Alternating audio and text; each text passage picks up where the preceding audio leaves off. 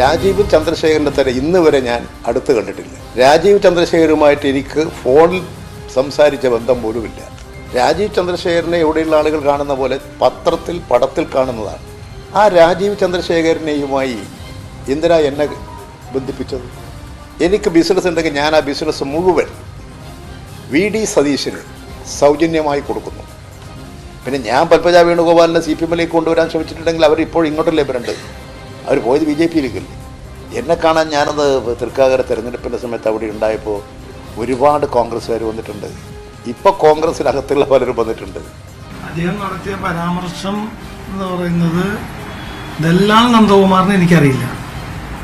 അങ്ങനെ ഒരു പേര് ആരോ സൃഷ്ടിച്ച് നൽകിയതല്ലാണ്ട് എനിക്കങ്ങനെ ഒരു പേരില്ല. പക്ഷേ TG നന്ദകുമാറിനെ അറിയുമോ എന്ന് ചോദിച്ചാൽ അറിയില്ലെന്ന് അദ്ദേഹം പറയില്ല. ഒരിക്കലും പറയാൻ പറ്റും. ഞാൻ കേട്ട പരാമർശം എന്നെ അറിയില്ലെന്നാണ് പറഞ്ഞത്. ഞങ്ങൾ തമ്മിൽ അറിയാം, അതിനകത്തൊരു തർക്കമില്ലാത്ത കാര്യം. ഇത് ഇലക്ഷൻ സമയമല്ലേ? അദ്ദേഹം ചിലപ്പോൾ അദ്ദേഹം കഴിഞ്ഞ ദിവസങ്ങളിൽ പറഞ്ഞ കാര്യങ്ങളിൽ നിന്ന് മാറ്റി പറഞ്ഞല്ലോ. അദ്ദേഹം കഴിഞ്ഞ ദിവസം LDF-ഉം BJP-യും തമ്മിലാണ് മത്സരം എന്ന് പറഞ്ഞു. ഇന്നല്ല LDF-ഉം UDF-ഉം എന്ന് പറഞ്ഞു. ചിലപ്പോൾ അങ്ങനെ പറ്റിയൊരു അബദ്ധമായിരിക്കും. പ്രൈം ഡിബേറ്റിലേക്ക് സ്വാഗതം. തിരഞ്ഞെടുപ്പ് തീയതി വ്യക്തമായതോടെ ഇടതുമുന്നണി കൺവീനർ EP ജയരാജൻ വീണ്ടും വാർത്തകൾ നിറയുകയാണ്. രാജീവ് ചന്ദ്രശേഖറുമായി EP ജയരാജന് ബിസിനസ് ബന്ധമുണ്ടെന്ന VD സതീശന്റെ പ്രസ്താവന വിവാദങ്ങളിൽ നിറയുകയാണ്. ആരോപണങ്ങൾ തള്ളി കടുത്ത ഭാഷയിലാണ് LDF കൺവീനർ ഇന്ന് പ്രതികരിച്ചത്. രാജീവ് ചന്ദ്രശേഖരനെ കണ്ടിട്ടുള്ളത് പത്രങ്ങളിലെ പടത്തിൽ മാത്രം. ആ രാജീവുമായി എന്തിനാണ് എന്നെ ബന്ധിപ്പിക്കുന്നത്? EP ജയരാജൻ ചോദിക്കുന്നു. ബന്ധം തെളിയിച്ചാൽ VD സതീശന് എല്ലാം എഴുതി നൽകാമെന്നും EP ജയരാജൻ പറയുന്നു. രാജീവ് ചന്ദ്രശേഖരൻ്റെ സ്ഥാപനവുമായി ഏത് തരത്തിലുള്ള കരാറാണ് വൈദേകം റിസോർട്ട് ഉണ്ടാക്കിയിട്ടുള്ളത്? നിരാമയ NDA സ്ഥാനാർത്ഥിയുടെ കമ്പനിയാണോ എന്ന് അറിയില്ല എന്ന് EP ജയരാജൻ പറയുമ്പോൾ അത് എത്രമാത്രം വിശ്വസനീയമാണ്? താൻ CPM-ലേക്ക് കൊണ്ടുവരാൻ നോക്കിയിരുന്നെങ്കിൽ പത്മജ CPM-ലേക്കല്ലേ വരേണ്ടതെന്ന് ചോദിക്കുന്നു EP ജയരാജൻ. ദീപ്തി മേരി വർഗീസ് ആരെന്ന് അറിയില്ലെന്നും LDF കൺവീനർക്ക് പറയാനാകുമോ? ഈ ഇടപാടുകളിൽ TG നന്ദകുമാറിൻ്റെ പങ്കെന്ത്? EP വിവാദങ്ങളിൽ നിറയുമ്പോൾ വാസ്തവം എന്ത്? പ്രൈം ഡിബേറ്റ് ചർച്ച ചെയ്യുന്നു. എല്ലാവർക്കും പ്രൈം ഡിബേറ്റിലേക്ക് സ്വാഗതം.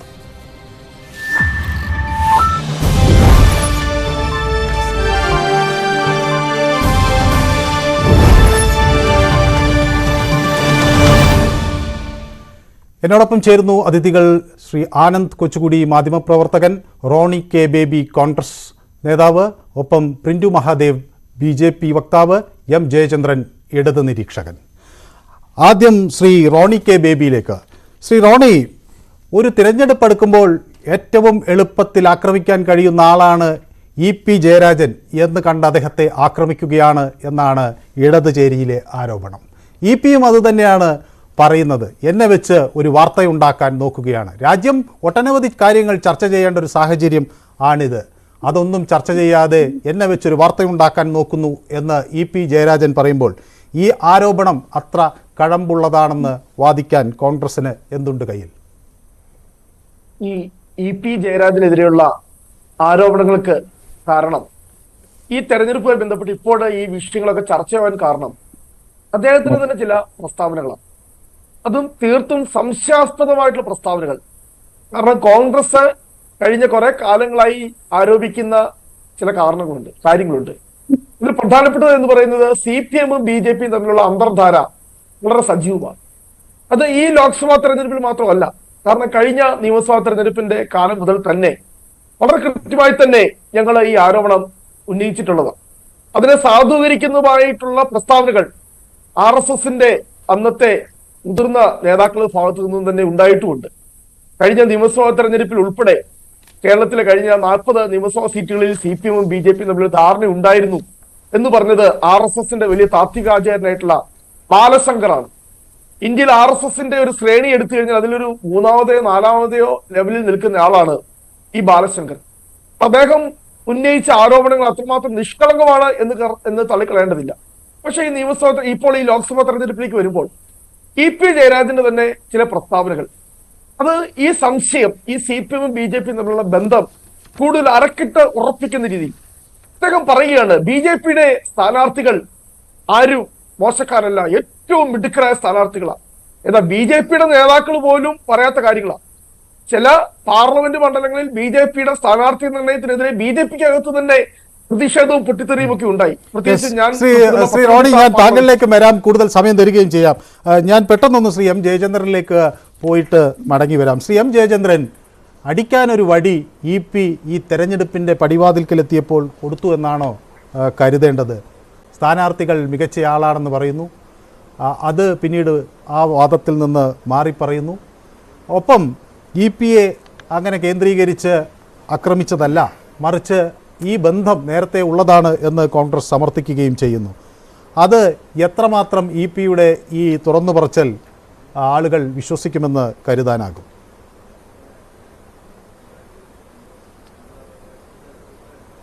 ഈ വിഷയത്തിൽ മനു കാണേണ്ട ഒരു പ്രധാനപ്പെട്ട അടിസ്ഥാനപരമായ വസ്തുത മുഖ്യമന്ത്രിയും പിന്നെ CPM സംസ്ഥാന സെക്രട്ടറിയും ഇതിനകം തന്നെ പറഞ്ഞു കഴിഞ്ഞിട്ടുണ്ട്.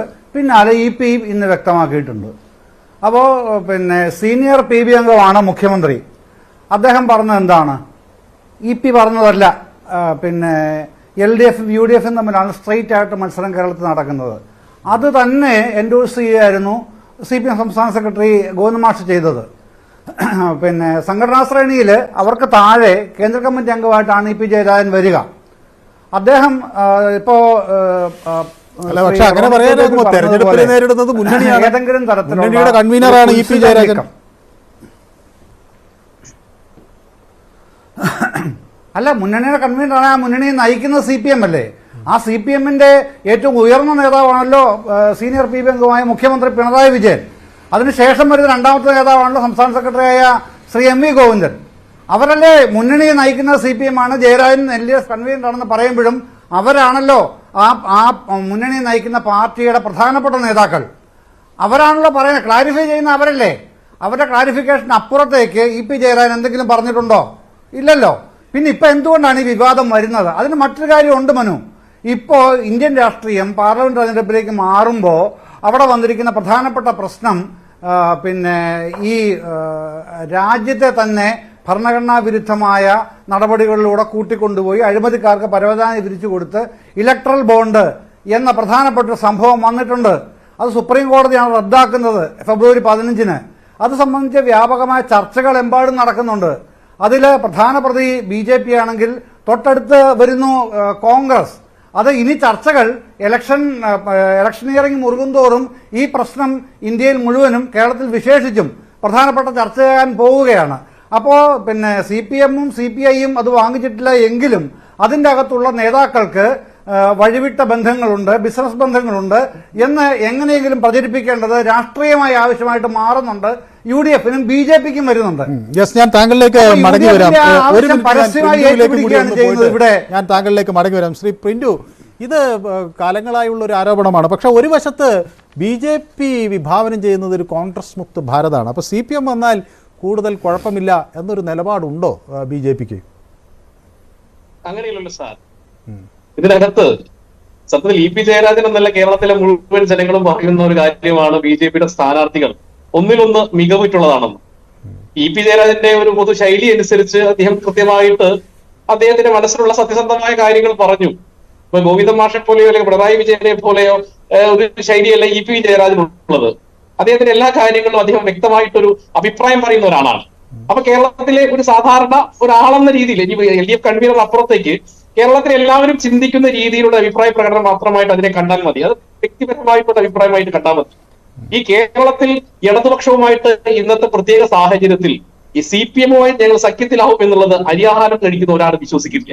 ഇപ്പൊ കോൺഗ്രസ്സുകാരും പറയുന്നു. അല്ല, ഞാനൊരു കാര്യം ചോദിക്കട്ടെ, ഈ നിരാമയ റിട്രീറ്റ്സുമായി എന്തെങ്കിലും ബന്ധം EP ജയരാജൻ ഉണ്ടോ? അത് BJP എന്ന നിലയിൽ, താങ്കൾ ഒരു BJP വക്താവ് എന്ന നിലയിൽ അത് അന്വേഷിച്ചിരുന്നു. അവരെന്തെങ്കിലും കരാറിൽ ഏർപ്പെട്ടിട്ടുണ്ടോ? ആയുർവേദ ചികിത്സ എന്നതിനപ്പുറത്തേക്ക് അങ്ങനെ ഉണ്ടോ? അല്ല, ഈ രാജീവ് ചന്ദ്രശേഖരനുമായിട്ടുള്ള അദ്ദേഹം വ്യക്തിപരമായിട്ടുള്ള ഏതെങ്കിലും തരത്തിലുള്ള ബിസിനസ് ബന്ധങ്ങൾ ഉണ്ടോ എന്നുള്ള കാര്യങ്ങളൊക്കെ വാസ്തവവിരുദ്ധമായിട്ടുള്ള കാര്യം രണ്ടു കൂട്ടരും അത് തള്ളിക്കളഞ്ഞിട്ടുണ്ട്. പിന്നെ അതിന് EP ജയരാജനോട് തള്ളിയല്ലോ. രാജീവ് ചന്ദ്രശേഖരനുമായി ബന്ധപ്പെട്ട് ഇ പി ജയരാജൻ അദ്ദേഹം ഈ കാര്യങ്ങളൊക്കെ പുറത്തുവിടുമെന്നാണ് കേട്ടോ വി ഡി സതീശൻ പറയുന്നത്. കുടുംബാംഗങ്ങളൊക്കെ അതിൽ ഭാഗവാക്കുകളാണ്, അതിൽ ഫോട്ടോ ഒക്കെ കയ്യിലുണ്ടെന്നാണ് പറയുന്നത്.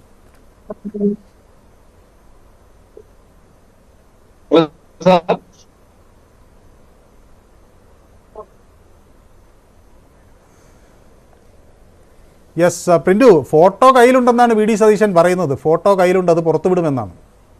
വി ഡി സതീശൻ അങ്ങനെ പലതും പറയാമല്ലോ. വി ഡി സതീശൻ അതിന് പറയാം. നമ്മൾ ഒന്നാമത്തെ ഒരു കാര്യം, അദ്ദേഹം ഒരു രാഷ്ട്രീയക്കാരനുമാണ്, അതുപോലെ നല്ലൊരു വ്യവസായി കൂടിയാണ് രാജീവ് ചന്ദ്രശേഖരൻ. വ്യാവസായികമായിട്ടുള്ള അദ്ദേഹത്തിന്റെ എല്ലാ ഇടപാടുകളും പാർട്ടിയുമായിട്ട് ആലോചിച്ചോ കൂടിയാലോചിച്ചിട്ടോ ഒന്നും ചെയ്യേണ്ട ഒരു സാഹചര്യമൊന്നുമില്ല. അദ്ദേഹം സ്വതന്ത്രനായിട്ടുള്ള വ്യാവസായിയാണ് എന്നുള്ള കാര്യത്തിൽ ആർക്കും തർക്കമില്ല. അദ്ദേഹത്തിന്റെ സംരംഭങ്ങളൊക്കെ നമുക്കറിയാമല്ലോ. അപ്പൊ അതിനപ്പുറത്തേക്ക് ഇതിനകത്തേക്ക് അതിന് സഖ്യത്തിന്റെ ഭാഗമായിട്ടോ അല്ലെങ്കിൽ ഒരു ഇടതുപക്ഷം ബി ജെ പി തമ്മിലുള്ള ഒരു ഭാഗമായിട്ടൊക്കെ ചിത്രീകരിക്കുന്നതിനെ നമുക്ക് അതിന്റേതായ അവജ്ഞയോടുകൂടി തള്ളിക്കളയാനേ സാധിക്കുകയുള്ളൂ. ഞാൻ താങ്കളിലേക്ക് മടങ്ങി വരാം. ഞാൻ ഈ ശ്രീ ആനന്ദ് കൊച്ചുകൂടി കൂടി കുറച്ച് സമയം കൊടുത്തതിന് ശേഷം ഞാൻ മടങ്ങി വരാം. ശ്രീ ആനന്ദ് കൊച്ചുകൂടി, ഇതൊക്കെ വളരെ നിഷ്കളങ്കമായി കാണാം. വേണമെങ്കിൽ ഒരു വ്യവസായി അദ്ദേഹത്തിൻ്റെ ഒരു റിട്രീറ്റ്സിൽ അല്ലെങ്കിൽ റിസോർട്ടിൽ മറ്റൊരു വ്യവസായിയുമായി ഒരു ധാരണ ഉണ്ടാക്കുന്നു. അതങ്ങനെ ഒരു രാഷ്ട്രീയ ചേരിയായി അല്ലെങ്കിൽ ഒരു രാഷ്ട്രീയ അന്തർധാരയായി ഒക്കെ കാണേണ്ടതുണ്ടോ? അങ്ങനെ തനിക്ക് ഈ രാജീവ് ചന്ദ്രശേഖരന് ഫോട്ടോയിൽ കണ്ട പരിചയം മാത്രമേ ഉള്ളൂ എന്ന് ഇ പി ജയരാജൻ പറയുകയും ചെയ്യുന്നതിൽ എത്ര വാസ്തവമുണ്ടെന്നാണ് ശ്രീ ആനന്ദ് കൊച്ചുകൂടി കരുതുന്നത്?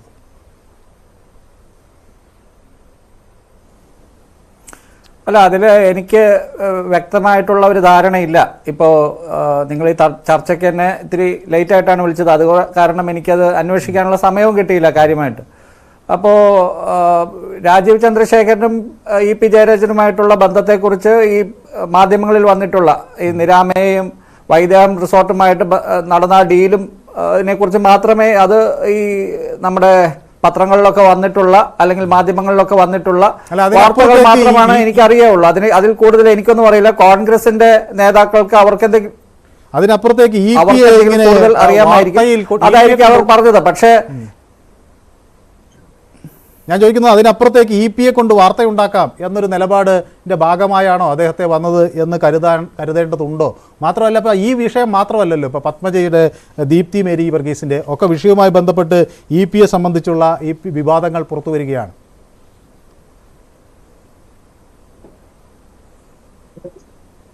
അല്ല, അത് ഈ പി LDF കൺവീനറായപ്പോൾ ആദ്യം നടത്തിയ ഒരു സ്റ്റേറ്റ്മെന്റ് മനുവിന് ഓർക്കുന്നുണ്ടോ? അതായത് അദ്ദേഹമാണ് ആദ്യം ഇവിടെ മുസ്ലിം ലീഗിനെ വെള്ളപൂശിയത്. അതുവരെ CPM മുസ്ലിം ലീഗിനെ അടുപ്പിക്കില്ല എന്നാണ് ഇവിടുത്തെ വളരെ എന്താ പറയുക ഇടത് ബുദ്ധിജീവികൾ മുതൽ മറ്റു പലരും കരുതിയിരുന്നത്.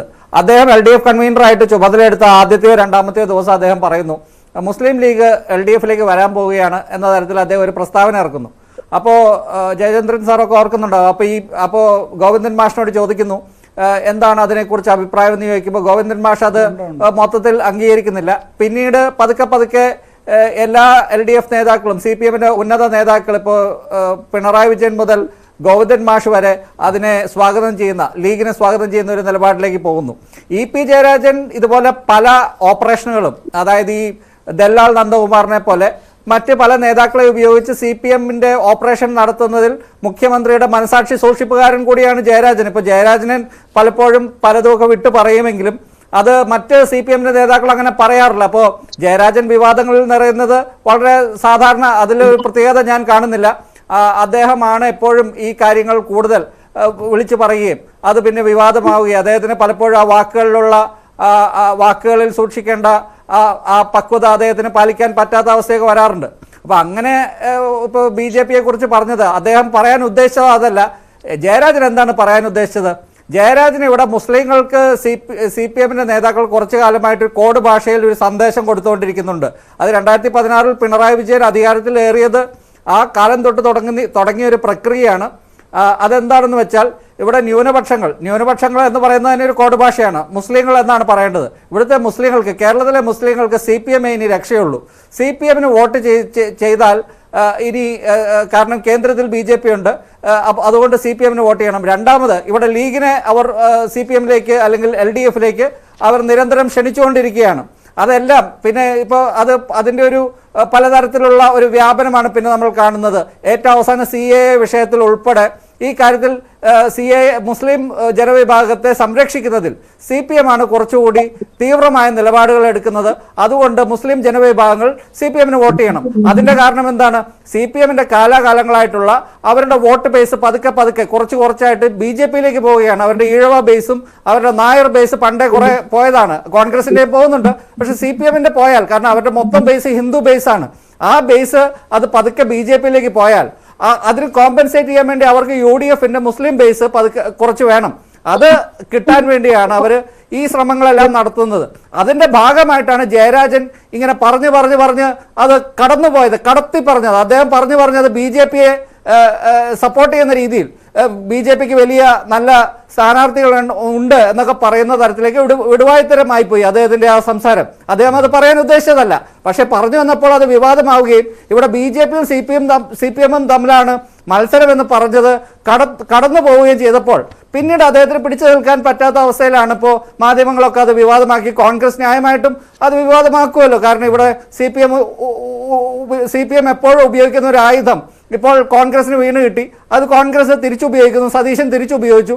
അപ്പോൾ EP-ക്ക് ഇങ്ങനെ ഒരു ക്ലാരിഫിക്കേഷൻ കൊടുക്കേണ്ടി വരുന്നു. മുഖ്യമന്ത്രി അതിനെക്കുറിച്ച് പറയുന്നു, ഗോവിന്ദൻ മാഷ് അതിനെക്കുറിച്ച് പറയുന്നു, KK ശൈലജ ഉൾപ്പെടെ EP-യെ തള്ളി പറയുന്നു.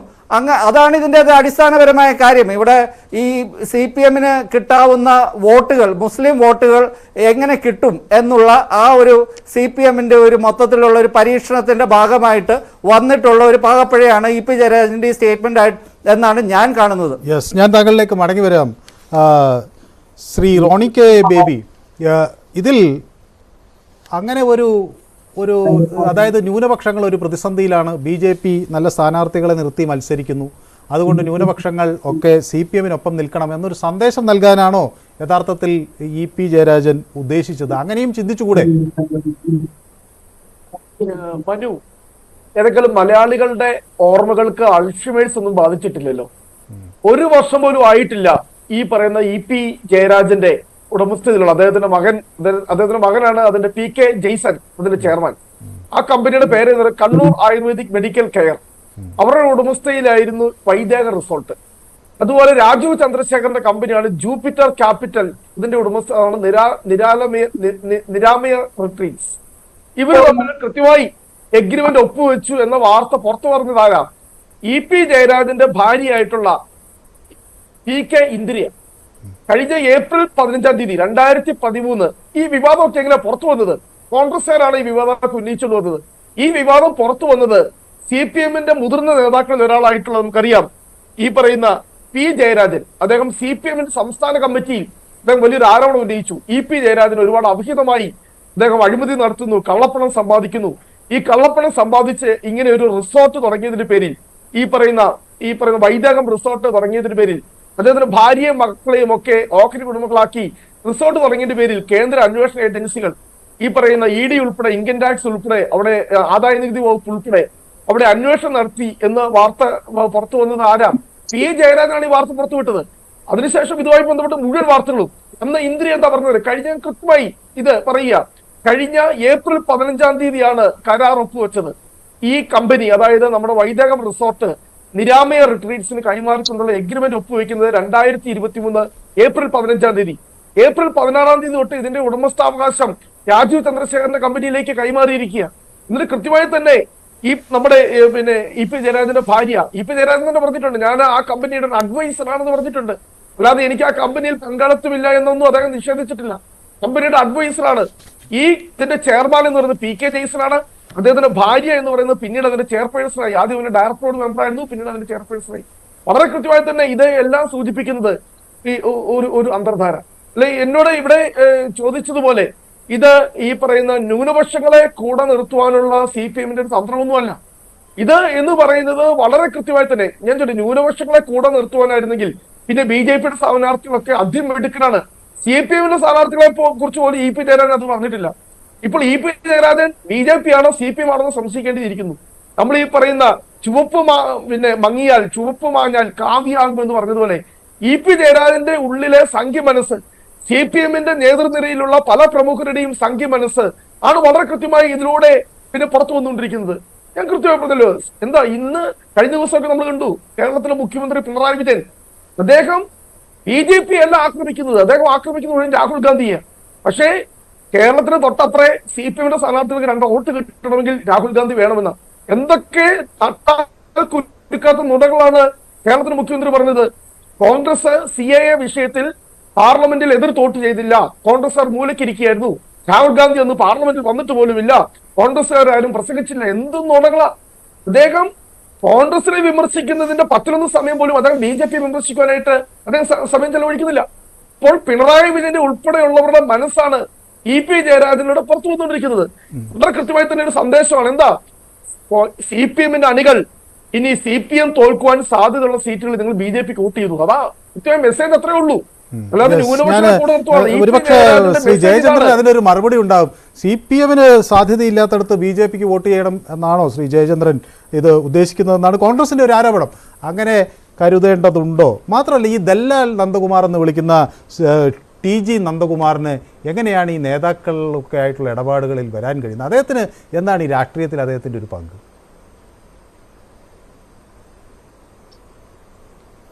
രണ്ട് കാര്യത്തിനും മനു ഞാൻ പറയാം. ആദ്യത്തെ ചോദ്യത്തിന് ഞാനൊരു സ്വല്പം പഴയൊരു ചരിത്രം ഒന്ന് ഓർമ്മിപ്പിക്കേണ്ടതുണ്ട് എന്ന് തോന്നുന്നു. 2011-16 ഉമ്മൻചാണ്ടിയുടെ ഭരണകാലം, UDFന്റെ ഭരണകാലം, GK എന്ന് നമ്മളെല്ലാവരും വിളിക്കുന്ന G കാർത്തികേയന്റെ മരണത്തെ തുടർന്ന് അരുവിക്കരയിൽ നടന്ന ഉപതെരഞ്ഞെടുപ്പ്, ഉമ്മൻചാണ്ടിയുടെ കുപ്രസിദ്ധമായ പ്രഖ്യാപനം, അരുവിക്കരയിൽ മത്സരം കോൺഗ്രസും BJPയും തമ്മിലാണ്. ഓർക്കുന്നില്ലേ? അതിന് ഓർക്കുന്നുണ്ടാവുമല്ലോ. ആനന്ദ കൃത്യമായി ഓർക്കുന്നുണ്ടാവുമല്ലോ. മത്സരം ആര് തമ്മിലാണ്? CPM കോൺഗ്രസും തമ്മിലല്ല, BJPയും കോൺഗ്രസും തമ്മിലാണ്, BJP UDFും തമ്മിലാണ്. എന്തായിരുന്നു ചർച്ച എന്നത്തെ? എന്തിനായിരുന്നു അത്? ആരെങ്കിലും ചർച്ച ചെയ്തോ? ആ നിലയ്ക്ക് ആരെങ്കിലും ചർച്ച ചെയ്തോ? അത് വരട്ടെ, നമ്മുടെ ബാക്കി പാനലിസ്റ്റുകളുണ്ടല്ലോ, വരട്ടെ. ഇപ്പോൾ ശ്രീ ആനന്ദ് കൊച്ചുകൂടി ശരിയായി പറഞ്ഞതുപോലെ ഞാനും അദ്ദേഹവും ഒന്നിച്ച് മറ്റൊരു ചാനലിൽ EP പറഞ്ഞ ദിവസം തന്നെയാണ് നമ്മൾ ചർച്ച ചെയ്തത്. ആനന്ദ് ഞാൻ ഓർക്കുന്നത് മനോരമയിലാണെന്നാണ് ഓർക്കുന്നത്, ചർച്ച ചെയ്തതാണ് ഈ വിഷയം. EPയുടെ ആ പ്രസ്താവന അന്ന് തന്നെ ഞാൻ മറുപടിയും പറഞ്ഞിരുന്നു. മറുപടിയല്ല, ഞാൻ മറുപടി പറയാനിരിക്കുന്ന ആളല്ലോ, എൻ്റെ ഒരു നിരീക്ഷണം, എൻ്റെ അഭിപ്രായം ഞാനന്ന് പറഞ്ഞിരുന്നു.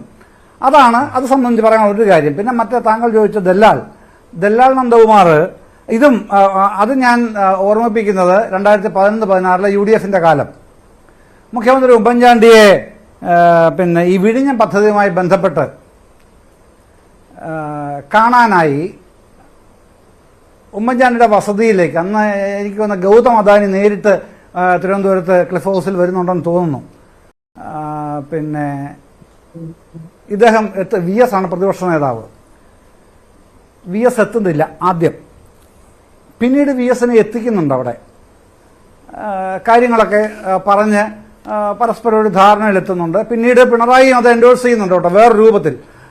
LDFന്റെ അകത്ത് സർക്കാർ വരുന്നതെങ്കിൽ വിഴിഞ്ഞം പദ്ധതി അങ്ങനെയാണ് ഉപേക്ഷിക്കില്ല, ഒരു ഗവൺമെന്റിന്റെ തുടർച്ചയാണല്ലോ വികസന പദ്ധതികൾ വരുന്നത് എന്നൊക്കെയുള്ള നിലയിൽ അദ്ദേഹം പിന്നീട് പറയുന്നുണ്ട്. ഏതായാലും അന്നും ഈ അദാനിയെ പിണക്കം മാറ്റി VSനെ അങ്ങോട്ട് എത്തിക്കുന്നതിൽ പങ്കുവഹിക്കുന്നത് ആരാണ്? ഇതേ പറയുന്ന ദല്ലാൽ നന്ദകുമാറാണ്. ഭരിക്കുന്നത് UDF ഗവൺമെന്റും മുഖ്യമന്ത്രി ഉമ്മൻചാണ്ടിയുമാണ് ആ ഘട്ടത്തിൽ. അതോർക്കണം. മാധ്യമങ്ങളെല്ലാം, അച്ചടി മാധ്യമങ്ങളും ഇലക്ട്രോണിക് മാധ്യമങ്ങളും വ്യാപകമായി ആഘോഷിച്ച കേസാണുള്ളത്, പടം വെച്ച് തന്നെ അല്ലേ? അപ്പോൾ ഇത് ഒരു ഘട്ടത്തിലല്ല, പല ഘട്ടത്തിലും നന്ദകുമാർ ഇടക്കാരൻ എന്നുള്ള നിലയിൽ ദല്ലാൽ എന്ന വാക്കൊന്നും ഞാൻ ഉപയോഗിക്കാൻ എനിക്കങ്ങനെ അത്തരം ആ വാക്ക് ഉപയോഗിച്ച് പറയേണ്ട ആവശ്യമില്ല. ഞാനത് അത്തരം വാക്കുകൾ ഉപയോഗിക്കാറുമില്ല. അല്ല, ഞാനും നന്ദകുമാർ എന്ന് പറഞ്ഞാൽ പെട്ടെന്ന് അറിയാതെ ആളുകൾക്ക് മനസ്സിലാകാതിരിക്കുമോ എന്നൊരു സംശയമുള്ളതുകൊണ്ട് ഞാൻ അത് പറഞ്ഞ് മറ്റു വാക്ക് പറഞ്ഞതേ ഉള്ളൂ. അങ്ങ് പറഞ്ഞത് നിലപാടിനോടാണ് എനിക്ക് യോജിപ്പ്. ആയിക്കോട്ടെ മനു. അല്ല, ഞാനത് പറയുന്നില്ല എന്ന് മാത്രമേ ഞാൻ പറഞ്ഞുള്ളൂ. താങ്കൾ പറയുന്നതിനോ മറ്റാരെങ്കിലും പറയുന്നതിനോ എനിക്ക് തടയാനൊന്നും കഴിയില്ലല്ലോ. ഞാനത് പറഞ്ഞില്ല എന്ന് പറയാം. ഞാൻ പറയുന്നത് അങ്ങനെ അയാൾ പലരുടെയും ഏജന്റായിട്ട് ഇടനിലക്കാരനായിട്ടൊക്കെ പ്രവർത്തിച്ചാണ്. ഓരോരുത്തർക്കും ഓരോ രീതിയിലാണല്ലോ അവരുടെ ജീവിതം. നമ്മളൊക്കെ ജീവിക്കുന്നത് ഓരോ തൊഴിലെടുത്താണ്. അയാളുടെ തൊഴിൽ അതായിരിക്കാം. എന്ന് കരുതുകയല്ലാതെ മറ്റു മാർഗ്ഗമൊന്നുമില്ല. അതുകൊണ്ടാണ് അത് സൂചിപ്പിക്കാൻ വേണ്ടിയിട്ടാണ് ഞാൻ പറഞ്ഞത്. ഉമ്മൻചാണ്ടിയുടെ കാലത്തും ഇത്തരം തൊഴിലുകളുമായിട്ട് അവിടെ ഉണ്ടായിരുന്നു. ഇപ്പോഴും പിന്നെ പല ഘട്ടങ്ങളിലും പിണറായി വിജയൻ്റെ അടുത്ത് ചെന്നിട്ടില്ലെങ്കിലും ഇതുപോലുള്ള ആൾക്കാരുടെ അടുത്ത് ചെല്ലുന്നതായിട്ട് പലപ്പോഴും പറഞ്ഞു കേൾക്കാറുണ്ട്, കാണാറുണ്ട്, ഒക്കെ ഉണ്ട്. അതൊക്കെ ഉണ്ട്. ഇത് ഈ ഇടനിലക്കാർ പണി അതായിരിക്കുമല്ലോ. ഇടനിലക്കാരെന്ന് പറയുന്നത് പിന്നെ ഈ രാജ്യവ്യാപകമായിട്ട് മാത്രമല്ല അന്തർദേശീയമായി തന്നെ നിലനിൽക്കുന്ന ഒരു വർഗമാണ്. നമ്മൾ ഈ മറ്റവരെ പറയില്ലേ, ഏതാ ഈ കൺസൾട്ടൻസികൾ എന്ന് പറയുന്ന ഏർപ്പാട് എല്ലാ രാജ്യങ്ങളും ലോകരാജ്യങ്ങൾ മുഴുവനുണ്ട്. ഇന്ത്യ പോലുള്ള രാജ്യത്തും മറ്റു പല സംസ്ഥാനങ്ങളിലും. നന്ദകുമാർ പറയുന്നത് ഇ.പി. ജയരാജന് തന്നെ അറിയില്ല എന്ന് പറയാൻ കഴിയില്ല എന്നാണ്. ഇ.പി. ജയരാജന് തന്നെ അറിയില്ല എന്നൊരിക്കലും പറയാൻ കഴിയില്ല എന്ന് വളരെ തരികയാണ് നന്ദകുമാർ പറയുന്നതിൽ ഒരു പ്രത്യേകത ഉണ്ട്. ഇതെല്ലാം നന്ദകുമാറിന് അറിയാൻ കഴിയില്ല എന്നായിരിക്കും അദ്ദേഹം പറഞ്ഞിരിക്കുക. ടി പി നന്ദകുമാറിനെ അറിയില്ല അദ്ദേഹം പറഞ്ഞില്ലല്ലോ എന്നും കൂടെ അതിന്റെ ഇടയ്ക്ക് തിരികെ കയറ്റുന്നുണ്ടല്ലോ. അപ്പൊ അതായിരിക്കാം കാര്യം. ഒരുപക്ഷെ അങ്ങനെ ആയിരിക്കും, എനിക്കറിയില്ല കേട്ടോ. അത് പിന്നെ ഇ.പി. ജയരാജൻ പറഞ്ഞത് മാത്രമാണ് നമ്മളുടെ മുമ്പിലുള്ളത്. എനിക്കറിയില്ല എന്ന് പറയുന്നതാണ് നമ്മൾ കേൾക്കുന്നത്. അപ്പം ഈ നന്ദകുമാർ തന്നെ പറയുന്നു ദല്ലാൽ നന്ദകുമാറിനെ അറിയില്ല എന്നായിരിക്കും അദ്ദേഹം പറഞ്ഞത്. ടി ജി നന്ദകുമാറിനെ അറിയില്ല എന്നല്ലല്ലോ പറഞ്ഞതെന്ന് തിരിച്ച് നമ്മളോട് ചോദിക്കുന്നു.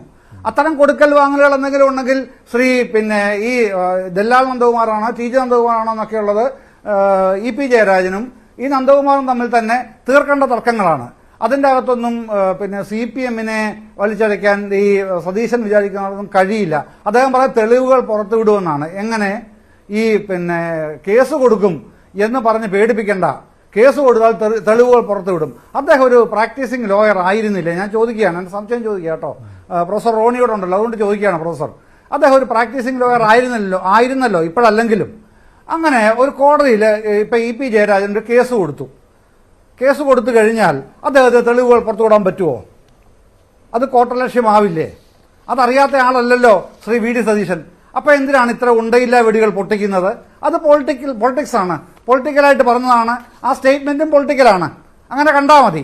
പക്ഷെ പ്രേക്ഷകർ അങ്ങനെയല്ലല്ലോ. പ്രേക്ഷകരെ അങ്ങനെ അപമാനിക്കാൻ കഴിയില്ല. അതുകൊണ്ടാണ് ഞാനത് പറഞ്ഞത്. ഞാൻ തെളിവുകൾ പുറത്തുവിടും എന്ന് പറഞ്ഞാൽ അദ്ദേഹത്തിൻ്റെ ഇപ്പോൾ തെളിവുകളുണ്ട്, ഞാനത് പുറത്തുവിടാത്തതാണ്. എന്തിനു പുറത്തുവിടാതിരിക്കണം? ഇപ്പോൾ പിന്നെ ഈ ഇദ്ദേഹത്തിൻ്റെ വൈദേകം റിസോർട്ടുമായിട്ട് നിരാമയ്ക്ക് ബന്ധമുണ്ടെങ്കിൽ ആ തെളിവുകളുണ്ടെങ്കിൽ പുറത്തുവിട്ടാൽ പോരെ? കേസ് ഇപ്പോഴേ എക്സ്പോസ്ഡ് അല്ലേ അങ്ങനെ ആവുമ്പോൾ? അതല്ല, കോടതി വന്നാൽ ഞാൻ പുറത്തുവിടാൻ കഴിയില്ല. കോടതി കേസ് പോയാൽ പുറത്തുവിടാൻ വി ഡി സതീശൻ എന്നല്ല ഒരാൾക്കും കഴിയില്ല. കാര്യം അത് കോട്ടലക്ഷ്യമാണല്ലോ. കണ്ടംപ്റ്റ് ഓഫ് കോർട്ടാവില്ലേ അത്? കോടതിയിൽ ഇരിക്കുന്ന ഒരു കേസിന്റെ അകത്ത് പിന്നെ കാര്യങ്ങൾ പുറത്ത് പറയാൻ തുടങ്ങി. ഇപ്പം നിയമസഭയിലാണെങ്കിലും പുറത്താണെങ്കിലും നേതാക്കൾ പറയില്ലേ അത് കണ്ടംപ്റ്റ് ഓഫ് കോർട്ടാവും, അതുകൊണ്ട് ഞങ്ങളത് വിശദീകരിക്കില്ല, അത് കോടതി പറഞ്ഞോളാം. അത് തന്നെയാണല്ലോ ഇതും കേസായി കഴിഞ്ഞാൽ വരുന്ന അവസ്ഥ. അതറിയാത്ത ആളല്ലല്ലോ നമ്മുടെ ബഹുമാനായ പ്രതിപക്ഷ നേതാവ്. അപ്പോൾ അതിന്റെ അർത്ഥം എന്താണ്? ഇതൊക്കെ ഒരു ഉണ്ടയില്ല വെടി. പിന്നെ ഒരു കാര്യം പ്രത്യേകമായിട്ട് സൂചിപ്പിക്കാൻ കേട്ടോ മനു, ഈ പിന്നെ നമ്മുടെ രാജീവ് ചന്ദ്രശേഖരനല്ലോ ഇപ്പോൾ തിരുവനന്തപുരത്തെ സ്ഥാനാർത്ഥി, അദ്ദേഹത്തിന്റെ ഒരു 7 സെന്റ് ഭൂമി പിടിച്ചെടുക്കുന്ന ഒരു ഘട്ടം ഉണ്ടായിരുന്നല്ലോ കോട്ടയത്ത് കുമരകത്ത് കഴിഞ്ഞ പിണറായി സർക്കാരിന്റെ കാലത്ത്. മാധ്യമങ്ങളെല്ലാം വലുതായിട്ട് ആഘോഷിച്ചതാണ്. അതിന്റെ ഡീറ്റെയിൽസിലേക്ക് പോകാൻ സമയമില്ലാത്ത ഞാൻ പോകുന്നില്ല. ഈ ചർച്ചക്കിടയിൽ ആ വിവരം സൂചിപ്പിച്ചു എന്ന് മാത്രം. അതുണ്ടല്ലോ, അത് നമ്മുടെ മുമ്പിലുണ്ട് കേട്ടോ. മറ്റേ മെത്രാൻകായലിന്റെ പ്രശ്നമൊക്കെ ആയിട്ട് വന്നപ്പോഴാണ് ഈ പ്രശ്നം ഉയർന്നു വരുന്നത്. ഏതാ രാജീവ് ചന്ദ്രശേഖരന്റെ അവിടുത്തെ ഭൂമി എന്നുള്ള നിലയിലും ആ ഭൂമി തിരിച്ചെടുക്കാൻ തീരുമാനിക്കുന്നു. കേസുകൾ എവിടെ പോയി എന്നും കൂടി ഒന്ന് വ്യക്തമാക്കിയാൽ നല്ലതായിരുന്നു. കുമരകത്തെ ആ കേസിന്റെ ഇപ്പോഴത്തെ അവസ്ഥ എന്താണെന്നും കൂടി ഒന്ന് വ്യക്തമാക്കിയാൽ നല്ലതായിരുന്നു. അല്ല, കുമരകത്തെ കേസിന്റെ അവസ്ഥ എന്നെ പോലെ തന്നെ നമുക്ക് ഓരോരുത്തർക്കും അന്വേഷിക്കാനുള്ള സ്പേസ് ഉണ്ടല്ലോ. ഈ പബ്ലിക് ഡൊമൈനിൽ അതിനുള്ള സ്പേസ് എല്ലാം ഉണ്ടല്ലോ നെറ്റില്. എല്ലാവർക്കും അന്വേഷിക്കാം. ഞാനിത് അന്വേഷിച്ചുകൊണ്ട് ദൈനംദിനം നടക്കേണ്ട കാര്യമില്ല. ഞാൻ പറഞ്ഞത് അത്ര കേസില്ല. കമ്പനിക്കെതിരെ സമരം ചെയ്തവർക്കെതിരെയും കേസില്ല. കുമരകത്ത് റിസോർട്ടിനെതിരെ സമരം ചെയ്ത CPM-ന്റെ നേതാക്കൾക്കെതിരെയും കേസില്ല. അനധികൃതമായി ഭൂമി കയ്യേറിയ ആ റിസോർട്ടിനെതിരെയും കേസില്ല. അതാണ് നിലവിലത്തെ അവസ്ഥ. അല്ല അതൊക്കെ പറഞ്ഞോളൂ, അറിയാമെങ്കിൽ പറഞ്ഞോളൂ. അത്തരത്തിലുള്ള ചർച്ചയ്ക്ക് സമയമുണ്ടെന്നുണ്ടെങ്കിൽ പിന്നെ ഞാൻ ഓൾവേസ് റെഡി, തർക്കമൊന്നുമില്ല. അത് പിന്നെ ഇത് ചർച്ച നയിക്കുന്ന മനോഭരതാണ് തീരുമാനിക്കേണ്ടത്. അതുകൊണ്ടാണ് ഞാൻ അത്രയും കയറാത്തത്. ഞാൻ എടുക്കേണ്ട സമയത്തിനും ഞാനൊരു മാന്യത കാണിക്കണമല്ലോ, അതുകൊണ്ടാണ് കേട്ടോ. യെസ്, ഏതായാലും ഞാൻ താങ്കളിലേക്കും കൂടി മടങ്ങി വരാം. പ്രിന്റോ, ഇത് കോൺഗ്രസിലെ ആരോപണം വളരെ വ്യക്തമാണ്. രാജീവ് ചന്ദ്രശേഖറിൻ്റെ ഭൂമിക്ക് ഒരു അന്നൊരു പരാതി ഉണ്ടായിരുന്നു.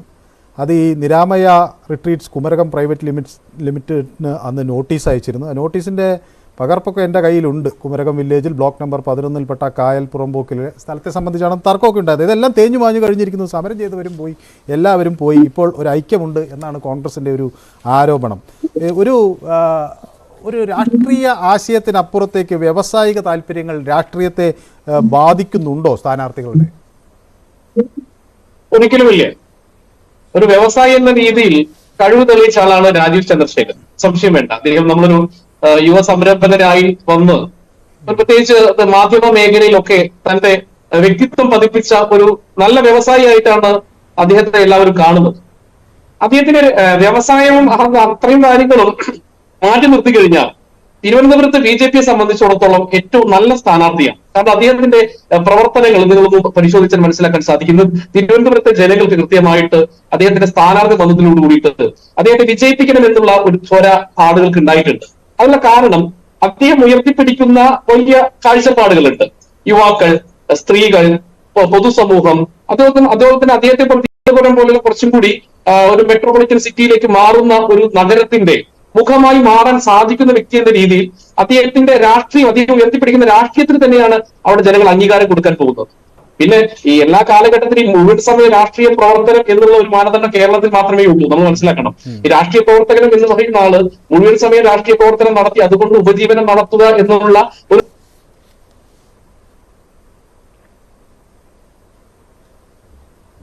ആളുകൾ ലോകരാജ്യങ്ങളൊക്കെ നോക്കിക്കഴിഞ്ഞാൽ വലിയ വലിയ വ്യക്തികൾ തന്നെയാണ് ഈ രാഷ്ട്രീയത്തിൽ വന്ന് ഇപ്പൊ അമേരിക്കൻ പ്രസിഡന്റ് ആയിക്കോട്ടെ അങ്ങനെയുള്ള സ്ഥാനങ്ങളൊക്കെ വന്നു ചേരുന്നത്. അപ്പൊ അതുകൊണ്ട് വ്യവസായം ചെയ്യുന്നത് മോശമാണ് രാഷ്ട്രീയത്തിൽ എന്നുള്ള അഭിപ്രായമൊന്നും ഞങ്ങൾക്കില്ല. പിന്നെ വ്യാവസായികമായി അദ്ദേഹം നടത്തിയപ്പോൾ ഇടപെട്ട് അദ്ദേഹത്തിന് വ്യക്തിപരമായിട്ടുള്ള ഇടപാടുകൾ മാത്രമായിട്ട് നമുക്ക് കാണാൻ സാധിക്കുകയുള്ളൂ. അദ്ദേഹം ഉയർത്തിപ്പിടിക്കുന്ന ഗ്യാരണ്ടി എന്ന് പറഞ്ഞാൽ ഒരു കാര്യമുണ്ടെങ്കിൽ തനിക്കിത് അറിയില്ല എന്ന് പറയുന്നതിന് പകരം അതിൽ ഇതൊക്കെയാണ് അതിൻ്റെ യഥാർത്ഥ വസ്തുതകൾ. ഇങ്ങനെ ഒരു പക്ഷേ ഒരു നിരാമയ റിട്രീറ്റ്സിന് വേണ്ടി ആയുർവേദ ചികിത്സയ്ക്ക് ഒരു കരാർ ഒപ്പുവെച്ചിട്ടുണ്ടാകാം. അതിൻ്റെ കാര്യങ്ങൾ എനിക്ക് അതിൻ്റെ ഉടമ ആരാണെന്ന് അറിയാത്തോ, അല്ലെങ്കിൽ ആ വിഷയങ്ങൾ നോക്കാതെയാണ്, അത് സേവനം മാത്രം കണക്കാക്കിയാണ് കരാർ ഒപ്പുവെച്ചതെന്നോ, അല്ലെങ്കിൽ അതിൻ്റെ വിശദാംശങ്ങൾ വ്യക്തമാക്കാൻ എന്താണ് BJP നേതൃത്വം? രാജീവ് ചന്ദ്രശേഖറിന് തന്നെ എന്തുകൊണ്ട് അദ്ദേഹം മടിക്കുന്നുണ്ടോ? അല്ല, ഞാൻ അതിനകത്ത് പറഞ്ഞല്ലോ, ഞാൻ ഈ കേൾക്കുന്നതിൽ ചെറിയൊരു പ്രശ്നമുള്ളത് കൊണ്ടാണ്, എന്തോ ഒരു ക്ലാരിറ്റി പ്രശ്നം കേൾക്കുന്നതിൽ. അപ്പൊ ഞാൻ പറഞ്ഞല്ലോ അതിനകത്ത് അദ്ദേഹത്തിന്റെ സ്ഥാനാർത്ഥിത്വവും അദ്ദേഹത്തിന്റെ വ്യവസായത്തെയും രണ്ടായിട്ടാണ് പാർട്ടി കാണുന്നത്. വ്യാവസായികപരമായിട്ട് അദ്ദേഹം ചെയ്തിട്ടുള്ള കാര്യങ്ങളെ അതിന്റെ രീതിയിൽ തന്നെ കാണുക. അതിനകത്ത് പാർട്ടിക്ക് കൃത്യമായിട്ട് അഭിപ്രായം പറയേണ്ട സാഹചര്യമില്ല. അതിന് അഭിപ്രായം പറയേണ്ടത് സ്ഥാനാർത്ഥിയും അതുമായി ബന്ധപ്പെട്ട ആളുകളാണ്. EP Chandrasekharan EP ജയരാജനെ നിഷേധിച്ചല്ലോ. അതിനകത്ത് പാർട്ടി എന്ന് പറയുന്നത് രാജീവ് ചന്ദ്രശേഖരൻ അദ്ദേഹം കേന്ദ്രമന്ത്രിയായി നടത്തിയിട്ടുള്ള വികസന പ്രവർത്തനങ്ങൾ, നരേന്ദ്രമോദി നടത്തിയിട്ടുള്ള വികസന പ്രവർത്തനങ്ങൾ, ഈ നരേന്ദ്രമോദി ഇനി രാജ്യത്ത് നൽകാൻ പോകുന്ന വികസനത്തിന്റെ പ്രക്രിയയിൽ എങ്ങനെയാണ് അദ്ദേഹത്തെ വിജയിപ്പിച്ചു കഴിഞ്ഞാൽ, തിരുവനന്തപുരത്ത് ജനത വിജയിപ്പിച്ചു കഴിഞ്ഞാൽ അദ്ദേഹം എന്താണ് നൽകാൻ സാധിക്കും എന്നുള്ളതാണ് അദ്ദേഹം നൽകുന്ന വാഗ്ദാനം. അതിനപ്പുറത്ത് വ്യക്തിപരമായ അദ്ദേഹത്തിന്റെ വ്യവസായത്തിൽ പാർട്ടി ഇടപെടുന്നില്ല എന്നുള്ള കാര്യം വ്യക്തമാണ്. പക്ഷേ ഈ വൈദേകം റിസോർട്ടിന്റെ വിവാദങ്ങൾ ഉയർന്നു വന്നപ്പോൾ ആ ഘട്ടത്തിൽ നിങ്ങൾ ഇങ്ങനെയല്ലല്ലോ പറഞ്ഞത്, തിരിച്ചാക്രമിക്കുകയായിരുന്നല്ലോ ചെയ്തിരുന്നത് EP ജയരാജനെ. ഒന്നുകൂടി ഒന്ന് വ്യക്തമാക്കുമോ? അല്ല, വൈദേകം റിസോർട്ടുമായി ബന്ധപ്പെട്ട വിവാദങ്ങൾ ഉയർന്നു വന്നപ്പോൾ അന്ന് ഈ നിലപാടായിരുന്നില്ലല്ലോ നിങ്ങൾക്കുണ്ടായിരുന്നത്. അത് വ്യക്തിപരമായി അദ്ദേഹത്തിന് എവിടുന്ന പൈസ കിട്ടിയ, എന്തൊക്കെ ബന്ധങ്ങളുണ്ട്, ആരൊക്കെ അതിൻ്റെ പിന്നിലുണ്ട് എന്നൊക്കെയുള്ള കാര്യങ്ങൾ വ്യക്തമാക്കണമെന്ന ആവശ്യമല്ലേ അന്ന് BJP മുന്നോട്ട് വെച്ചത്? അല്ല, അത് ഞാൻ പറയട്ടെ, അത് ഉയർത്തിപ്പിടിച്ചത് P ജയരാജനാണല്ലോ അത് ഉയർത്തിക്കൊണ്ടുവന്നത്. പിന്നെ P ജയരാജൻ പറഞ്ഞില്ല, അദ്ദേഹം പാർട്ടിക്ക് അകത്തേ പറഞ്ഞുള്ളൂ ഈ വിഷയം. അല്ല, പാർട്ടിക്കകത്ത് ഉണ്ടായിക്കഴിഞ്ഞാലും EP ജയരാജൻ ഈ കേരളത്തിനകത്ത് അദ്ദേഹം നടത്തിയ രാഷ്ട്രീയ പ്രവർത്തനത്തിലും അതുമായി ബന്ധപ്പെട്ട് റിസോർട്ടുമായി ബന്ധപ്പെട്ട് അദ്ദേഹം നടത്തിയിട്ടില്ല. കാരണം ആ സാഹചര്യത്തിൽ തന്നെയാണ് നമുക്കറിയാം അവിടെ ഒരു സാജന്റെ ആത്മഹത്യയുമായി, ആന്തൂരിലെ സാജന്റെ ആത്മഹത്യയുമായി ബന്ധപ്പെട്ട് CPM-കാർ ഏത് രീതിയിലാണ് ആ ഇടപെടൽ നടത്തിയതെന്നും അതിൽ CPM-ന്റെ നിലപാട് എന്താണെന്ന് അറിയാം. അതേ സാഹചര്യത്തിൽ തന്നെയാണ് അവിടുത്തെ എല്ലാ നിയമചട്ടങ്ങളെയും മാറ്റിക്കൊണ്ട് എല്ലാവിധ ഒരു ഒരു കൺസ്ട്രക്ഷൻ മേഖല ആയിക്കോട്ടെ, ഒരു ആയുർവേദ സ്ഥാപനമായിക്കോട്ടെ, യാതൊരു ചട്ടവും പാലിക്കാതെ ആ സ്ഥാപനം ഉയർന്നു വരുന്നതിന്റെ കാര്യങ്ങളെയാണ് അന്ന് ചോദ്യം ചെയ്തത്. അല്ല, ഇവിടെ ചോദ്യം ചെയ്യുന്നത് അത് തന്നെയാണ്. നിങ്ങൾക്ക് എതിരെയും കയ്യേറ്റവുമായി ബന്ധപ്പെട്ട പരാതി ഉണ്ടായിരുന്നു. അതിപ്പോ കേസും ഇല്ല, സമരം ചെയ്ത ആളുമില്ല, ഒന്നുമില്ല എന്നാണ് അദ്ദേഹം പറയുന്നത്. യെസ്, ശ്രീ ജയചന്ദ്രൻ ഒന്ന് ഇടപെടണം എന്നാണ് ആവശ്യപ്പെടുന്നത്. യെസ്, പറയൂ സാർ. അല്ല, ഇടയ്ക്ക് നേരത്തെ കോൺഗ്രസ് പ്രതിനിധിയും പറഞ്ഞു, പിന്നെ Jayarajan P Jayarajan CPM state committee പറഞ്ഞതായിട്ട് കോട്ട് ചെയ്തല്ലോ. അപ്പോൾ പിന്നെ 2 ദിവസം ഇതായിരുന്നു ചർച്ച മാധ്യമങ്ങൾ മുഴുവനും. പിന്നെ അതിപ്പോൾ പി ജയരാജൻ തന്നെ പരസ്യമായി ഒരു സ്റ്റേറ്റ്മെന്റ് നടത്തി. ഞാൻ EP ജയരാജനെ കോട്ട് ചെയ്ത് അദ്ദേഹം റിസോർട്ട് നടത്തുന്നതായി ഞാൻ സ്റ്റേറ്റ് കമ്മിറ്റിയിൽ എവിടെയും ആരോപിച്ചിട്ടില്ല, ഞാൻ അങ്ങനെ പറഞ്ഞിട്ടില്ല എന്ന് പി ജയരാജൻ തന്നെ പുറത്തു വന്ന് സ്റ്റേറ്റ്മെന്റ് നടത്തുന്ന സാഹചര്യം ഉണ്ടായി എന്ന് മാത്രം ഓർമ്മിപ്പിക്കാനാണ് ഞാൻ 1 മിനിറ്റ് ചോദിച്ചത്. യെസ്, ഞാൻ താങ്കളിലേക്ക് മടങ്ങി വരാം. പക്ഷെ അതിൽ വന്നത് പാർട്ടി ഇടപെട്ട് നിങ്ങൾ നടത്തിയ നാടകമായിട്ട് അതിനെ കാണാൻ സാധിക്കുള്ളൂ. ഇതുമായി ബന്ധപ്പെട്ട് ഈ കാര്യങ്ങളൊക്കെ പുറത്തേക്ക് എങ്ങനെയാണ് വന്നെന്നുള്ള കാര്യം എല്ലാവർക്കും അറിയാമല്ലോ. ശരി, ഞാൻ താങ്കളിലേക്ക് മടങ്ങി വരാം. ശ്രീ ആനന്ദ് കൊച്ചുകുടി, എങ്ങനെയാണ് നമ്മൾ ഇതിനെ കാണേണ്ടത്?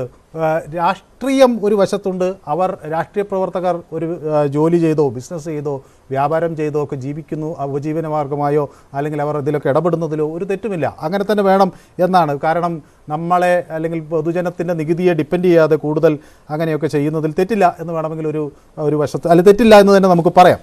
പക്ഷേ ഈ ആളുകളെ അങ്ങോട്ടും ഇങ്ങോട്ടും വലിക്കാൻ നോക്കുന്നു, അതിനിടയിൽ ഇടനിലക്കാർ വരുന്നു, അത് ഈ TG നന്ദകുമാറിനെ പോലുള്ള ആളുകൾ വരുന്നു, പിന്നെ വോട്ട് ചെയ്തതിൻ്റെ സ്ലിപ്പ് അയച്ചു കൊടുത്തു എന്നൊക്കെ അദ്ദേഹം പറയുന്നു.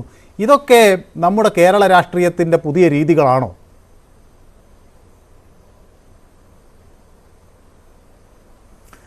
ആദ്യം തന്നെ ഇപ്പോൾ ജയചന്ദ്രൻ സാറ് പറഞ്ഞല്ലോ, ഈ പി ജയരാജൻ സംസ്ഥാന കമ്മിറ്റി ഓഫീസിൽ നിന്ന് പുറത്തു വന്നിട്ട് അദ്ദേഹം നടത്തിയ പ്രസ്താവനയെക്കുറിച്ച്.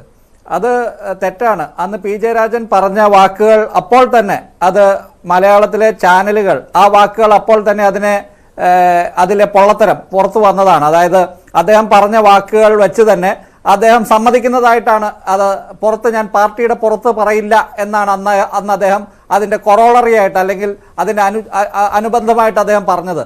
അതായത് പാർട്ടിയിൽ പറയുന്ന കാര്യങ്ങൾ ഞാൻ പുറത്തു പറയില്ല എന്ന് അദ്ദേഹം നിഷേധിക്കൊന്നും ചെയ്തിട്ടില്ല. അന്ന് EP ജയരാജനെ കുറിച്ച് പറഞ്ഞത് അദ്ദേഹം പിന്നീട് ഒരു ഇന്റർവ്യൂവിൽ അത് ഭംഗീന്ദ്രേണ സമ്മതിച്ചിട്ടുമുണ്ട്. ഈ കാര്യങ്ങളെല്ലാം പാർട്ടിയിൽ നടന്നിട്ടില്ല എന്ന് ഇപ്പോഴും CPM അങ്ങനെ പറഞ്ഞ് സ്ഥാപിക്കാനാണ് ശ്രമിക്കുന്നതെങ്കിൽ അത് എനിക്ക് തോന്നുന്നു പൊതുജനങ്ങൾ പോലും വിശ്വസിക്കില്ല. ഇപ്പോൾ ഈ കോടിയേരി ബാലകൃഷ്ണൻ എന്തിനാണ് പാർട്ടി സെക്രട്ടറി സ്ഥാനം രാജിവെച്ചതെന്ന കാര്യത്തെക്കുറിച്ച് കുറേ കാലം CPM പറഞ്ഞിരുന്നത് അത് അദ്ദേഹത്തിൻ്റെ രോഗാവസ്ഥയുമായി ബന്ധപ്പെട്ടാണ് എന്നാണ്. പക്ഷേ പിന്നീട് അത് കോടിയേരി ബാലകൃഷ്ണൻ തന്നെ മനോരമയ്ക്ക് കൊടുത്ത ഒരു ഇൻ്റർവ്യൂവിൽ അത് സമ്മതിക്കുന്ന രീതിയിൽ അദ്ദേഹം പറയുകയുണ്ടായി. അത് അദ്ദേഹത്തിൻ്റെ മകനുമായി ബന്ധപ്പെട്ട വിവാദം കാരണമാണ് അന്ന് രാജിവെക്കേണ്ടി വന്നത് അല്ലെങ്കിൽ രാജിവെച്ചതെന്ന്. അപ്പോൾ ഇതുപോലെ CPM അങ്ങനെ പല കാര്യങ്ങളും അവരിപ്പോൾ കുറേ കാലം അവർ അത് മൂടിവെക്കാൻ ശ്രമിക്കും. ഇപ്പോൾ ഒരു കാര്യം പറയുകയാണെങ്കിൽ 1970കളുടെ മധ്യത്തിൽ ഇവിടെ എമർജൻസി ഇവിടെ അടിയന്തരാവസ്ഥ ഉണ്ടായിരുന്ന കാലത്ത് അന്നത്തെ CPMൻ്റെ ജനറൽ സെക്രട്ടറി ആയിരുന്ന സുന്ദരയ്യ രാജിവെച്ചിട്ട് അത് എന്തിനാണ് രാജിവെക്കുന്നത്? ജനസംഘവുമായിട്ട് സഖ്യത്തിൽ ഏർപ്പെടുന്നതിനെ ചൊല്ലിയാണ് 77-ൽ. അപ്പോൾ ഈ 77-ൽ സുന്ദരയ്യ രാജിവെക്കുന്നു, എന്നാൽ CPM അത് മൂടിവെക്കുകയാണ്. എന്നിട്ട് അദ്ദേഹം മരിച്ചതിന് ശേഷം മാത്രമാണ് ഇത് പുറത്തു വരുന്നത്. എന്നിട്ട് അദ്ദേഹം മരിച്ചതിന് ശേഷം BT റണ്ണടിവ് അതിന് ഒരു കൗണ്ടർ അന്ന് മെയിൻ സ്ട്രീം എന്ന് പറയുന്ന ഒരു മാധ്യമത്തിൽ കൂടി അതിന് പുറത്തുവിടുന്നു. അത് എന്തൊരു കോമഡിയാണ് ഈ കാര്യങ്ങളൊക്കെ. അത് CPMൻ്റെ ഇതുപോലെയുള്ള ഒത്തിരി ചരിത്രങ്ങളുള്ളതുകൊണ്ട് ഞാൻ അവിടെ നിർത്തുന്നു. പിന്നെ ഇവിടെ ഈ ദല്ലാൽ നന്ദകുമാറിൻ്റെ ചരിത്രം വേണമെങ്കിൽ വളരെ സംക്ഷിപ്തമായിട്ട് ഞാൻ വേണമെങ്കിൽ പറയാം. അതായത് അദ്ദേഹം ആദ്യം ഇവിടെ കേരളത്തിൽ അവതരിക്കുന്നത് VS അച്യുതാനന്ദൻ, എൻ്റെ ഓർമ്മയിലെങ്കിലും VS അച്യുതാനന്ദൻ മുഖ്യമന്ത്രിയായിരുന്ന കാലത്ത് ഇവിടെ റിലയൻസ് കുറേ മൾട്ടി ലെവൽ അവരുടെ റിലയൻസ് സ്റ്റോറുകൾ ഇവിടെ കേരളത്തിൽ സ്ഥാപിക്കാൻ വരുന്ന കാലത്താണ് ഇദ്ദേഹം ആദ്യം അവതരിക്കുന്നത്. അന്ന് റിലയൻസിന് വേണ്ടി VS അച്യുതാനന്ദനുമായിട്ട് പലതവണ ചർച്ച നടത്തുകയും VS അച്യുതാനന്ദൻ്റെ എല്ലാത്തരം എതിർപ്പുകളെയും മറികടന്ന് ഇവിടെ റിലയൻസ് കച്ചവടം സ്ഥാപിക്കുകയും ഇവിടെ ഒത്തിരി റിലയൻസ് മാർട്ടുകൾ, റിലയൻസ് സ്മാർട്ട് തുടങ്ങിയുള്ള അവരുടെ സ്ഥാപനങ്ങൾ വരികയും ചെയ്ത ഒരു കാര്യം തൊട്ടാണ് അദ്ദേഹം ഇവിടെ കേരള രാഷ്ട്രീയത്തിൽ സജീവമാകുന്നത്. അന്ന് അച്യുതാനന്ദൻ പക്ഷത്ത്, അതിനുശേഷം അച്യുതാനന്ദൻ പക്ഷത്ത് നിലയുറപ്പിച്ച ദല്ലാൽ നന്ദകുമാർ പിന്നീട് ഒരു ഘട്ടം വരുമ്പോഴത്തേക്കും അദ്ദേഹം പിണറായി വിജയന്റെ ആളായി മാറുന്നു, EP ജയരാജന്റെ ആളായി മാറുന്ന ഒരു കാഴ്ച. ഇപ്പൊ പിന്നെ ഇവിടെ ശ്രീ ജയചന്ദ്രൻ സാർ തന്നെ സൂചിപ്പിച്ച ആ വിഴിഞ്ഞം വിഷയത്തിൽ നമുക്ക് ഓർമ്മയുണ്ട്. അത് അന്ന് അച്യുതാനന്ദൻ അന്നും വിഴിഞ്ഞം പദ്ധതി എതിർക്കുന്ന സമയത്ത് ഈ ദല്ലാൽ നന്ദകുമാർ തന്നെയാണ് ഗൗതം അദാനിയെ VSമായിട്ട് കൂടിക്കാഴ്ചയ്ക്ക് വഴിയൊരുക്കുന്നതും. അന്നത്തെ വിഷ്വൽസ് ഒക്കെ ഇപ്പോഴും യൂട്യൂബിൽ കിടപ്പുണ്ട്, അത് ആർക്കും വേണമെങ്കിൽ എടുത്ത് പരിശോധിക്കാവുന്നതാണ്. അതിൻ്റെ അത് ഇതേ നന്ദകുമാർ തന്നെ അദ്ദേഹത്തെ കാണാൻ പറ്റും. പിന്നെ ഒത്തിരി വേറെ കാര്യങ്ങൾ, ചരിത്രങ്ങളൊക്കെ ഉണ്ട്. പക്ഷേ ഈ ദല്ലാൽ നന്ദകുമാർ എന്ന് പറയുന്ന എക്കാലത്തും CPMന്റെ ഒരു അസറ്റാണ്. പിന്നെ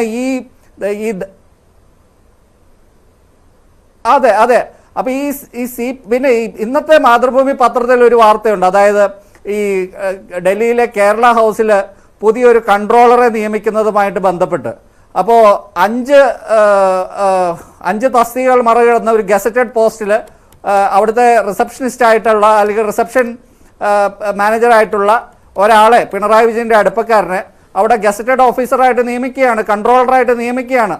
അതിനെക്കുറിച്ച് ഇന്നത്തെ മാതൃഭൂമിയിൽ വാർത്തയുണ്ട്. അപ്പോൾ അത് പുതിയൊരു ദല്ലാളാണ്. ഇവിടെ കേരളത്തിലെ CPMഉം ദില്ലിയിലെ BJPയുമായിട്ട് പലതരത്തിലുള്ള കൊടുക്കൽ വാങ്ങലുകൾ, അത് രാഷ്ട്രീയപരമായിട്ടല്ല, അതായത് ഇവിടെ BJPക്ക് വോട്ട് മറിച്ചു കൊടുക്കുന്നതിനെ കുറിച്ചല്ല ഞാൻ ഈ പറയുന്നത്. പക്ഷേ പലതരത്തിലുള്ള കച്ചവട താല്പര്യങ്ങൾ ഈ രണ്ട് പാർട്ടികൾക്കിടയിലുമുണ്ട്. ഇത് അറിയാൻ പാടില്ലാത്ത ആൾക്കാർക്ക് ഇത് തമാശയായിട്ട് തോന്നാം, അല്ലെങ്കിൽ CPMന്റെ അടിമകളായിട്ടുള്ള അണികൾക്ക് ഇത് ചിലപ്പോൾ ദഹിക്കില്ല. പക്ഷെ ഇതാണ് വാസ്തവം. ഇവിടെ ഓരോ ഇടനിലക്കാരനും, അത് ദല്ലാൾ എന്ന് പറയണോ ഇടനിലക്കാരൻ എന്ന് പറയണമോ വേറെ എന്തെങ്കിലും വിശേഷിപ്പിക്കണമോ, കുറച്ചുകൂടി എന്താണ് നല്ല ആദരസൂചകമായിട്ടുള്ള വാക്കുകൾ കൊണ്ട് അങ്ങനെ പറയണമെങ്കിൽ പറയാം. പക്ഷേ KV തോമസ് മുതൽ വേണു രാജാമണി മുതൽ ഇവിടെ കേരളത്തിൽ റിട്ടയർഡായിട്ട് ഇരിക്കുന്ന എത്രയോ ഓഫീസർമാരെ ഇവിടെ പണിയില്ലാത്ത ആൾക്കാരെ ഇവിടെ ഓരോ തസ്തികകളിൽ വെച്ചേക്കാണ്. ലോക്നാഥ് ബെഹ്റ, മനോരമയുടെ KM എബ്രഹാം തുടങ്ങി എത്ര പേരാണ് ഇതുപോലെയുള്ള ബ്രോക്കർ പണി മാത്രമായിട്ട് ഇവിടെ ഇരിക്കുന്നത് എന്ന് ഒന്ന് അന്വേഷിച്ച് നോക്കിയാൽ മനു ഭരത് BJPയിൽ ഏറ്റവും കൂടുതൽ സോഴ്സുള്ള മാധ്യമപ്രവർത്തകനാണെന്നാണ് എൻ്റെ പഴയ എഡിറ്റർ പറഞ്ഞിരിക്കുന്നത്. അപ്പോൾ മനു ഭരതിനെ തന്നെ അന്വേഷിച്ച് നോക്കാം ഇവരിൽ ആരൊക്കെ എന്തൊക്കെ ദല്ലാൽ പണികളാണ് ചെയ്യുന്നത്. അങ്ങനെ നോക്കുകയാണെങ്കിൽ ഈ നന്ദകുമാർ വെറും ഒരു ചെറിയ മീനാണ്. ഇത് നന്ദകുമാറിൻ്റെയൊക്കെ എത്രയോ അപ്പുറത്തുള്ള ബ്രോക്കർ പണിയുമായിട്ട് ദില്ലിയിലും കേരളത്തിലുമായിട്ട് നടക്കുന്ന എത്രയോ പേരുണ്ട്. അത് കേന്ദ്രത്തിലെ BJP നേതൃത്വവും കേരളത്തിലെ CPMുമായിട്ടുള്ള ഡീലുകളാണ്. ലാവ്ലിൻ കേസ് മുതൽ എത്രയോ കേസുകളിൽ ഇതുപോലെയുള്ള ഡീലുകൾ നടക്കുന്നു. അത് മാസപ്പണി കേസുകളാവട്ടെ അല്ലെങ്കിൽ കേസാവട്ടെ മറ്റേതെങ്കിലും നിങ്ങൾ അങ്ങനെയൊന്നും പറഞ്ഞ അധിക്ഷേപിക്കല്ലേ. ഒരു ഡീലും നടക്കില്ല. സുതാര്യമല്ലാത്ത ഒരു പ്രോഗ്രാമും പദ്ധതി നടപ്പിലാക്കുന്ന പ്രധാനമന്ത്രി നരേന്ദ്രമോദി. നിങ്ങളിങ്ങനെ അടിസ്ഥാനരഹിതമായിട്ട് കോൺഗ്രസ് സർക്കാരിന്റെ കാലഘട്ടത്തിൽ നടന്ന ഡീലുകളെ പോലെ BJP സർക്കാരിന്റെ കാലത്ത് നടക്കുമെന്നൊന്നും പറയല്ലേ.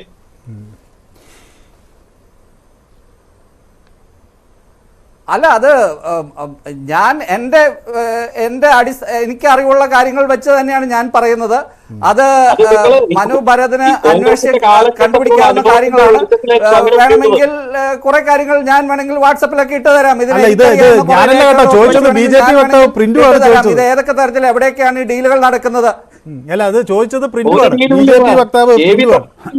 ഡീലിന് വേണ്ടിയിട്ടല്ലോ KV തോമസിനെ സംസ്ഥാന സർക്കാർ ഡീലിന് വേണ്ടിയിട്ടല്ലോ നിർത്തിയിട്ടുള്ളത്. അതൊരു ഭരണഘടനാ പദവി പിന്നെ അങ്ങനെ പറയുമല്ലോ.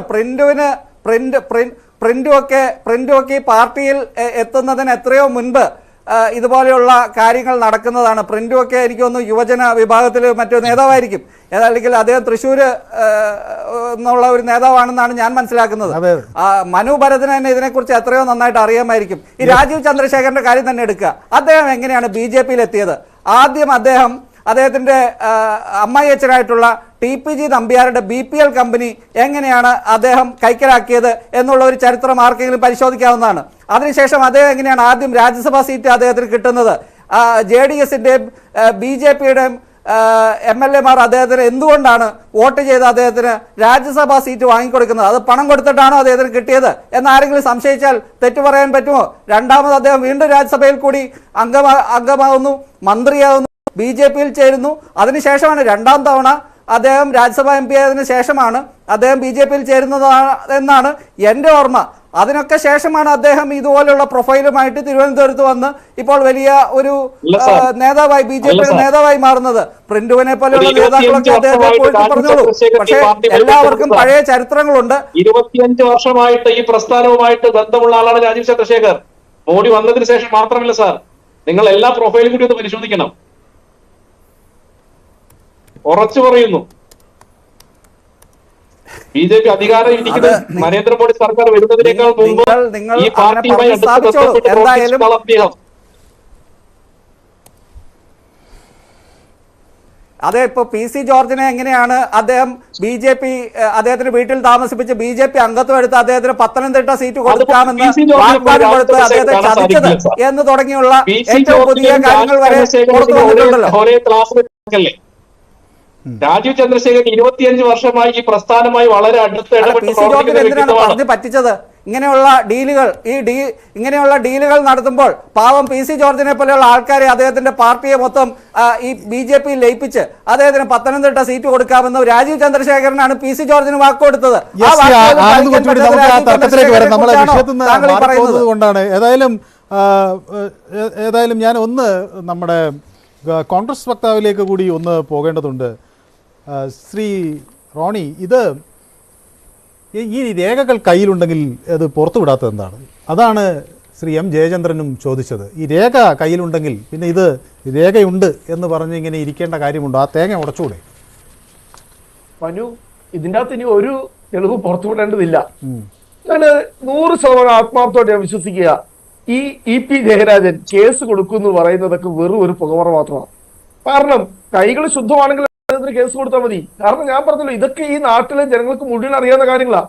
ഞാൻ കൃത്യമായി തന്നെ ഞാൻ പറഞ്ഞത്. അല്ലെങ്കിൽ ഈ EP ജയരാജൻ അദ്ദേഹത്തിന്റെ ഭാര്യയെ ഈ പറയുന്ന PK ഇന്ദിരയെ തള്ളി പറയേണ്ടി വരും. PK ഇന്ദിരയുടെ സ്റ്റേറ്റ്മെന്റ് തന്നെ ഞാൻ കൃത്യമായി പറഞ്ഞല്ലോ. PK ഇന്ദിരയുടെ കഴിഞ്ഞ ഡേറ്റ് ഞാൻ പറയാം, 2023 ഏപ്രിൽ 15-ാം തീയതി PK ഇന്ദിരയുടെ കൃത്യമായ സ്റ്റേറ്റ്മെന്റ് ഉണ്ട്. അവർ പറഞ്ഞ എന്താണ്?